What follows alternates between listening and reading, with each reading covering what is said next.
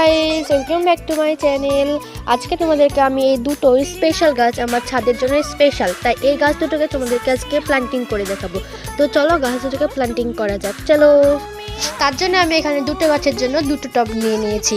তাই আগের ভিডিওর একটা শাউট আউট করে নেব। তো আগের ভিডিওতে আমাকে জ্যোতি কমেন্ট করেছে, তো থ্যাংক ইউ জ্যোতি আমার ভিডিও দেখার জন্য।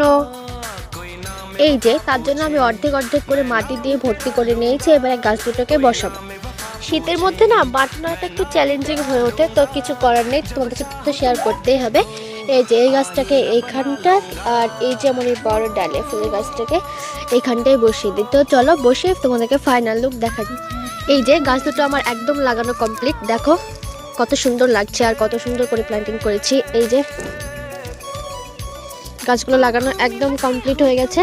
আরও এমন সুন্দর সুন্দর নতুন নতুন গাছের আপডেট পেতে সাবস্ক্রাইব করো আমার চ্যানেলকে। আজকের মতো টাটা, আবার দেখা হচ্ছে নেক্সট পার্টে।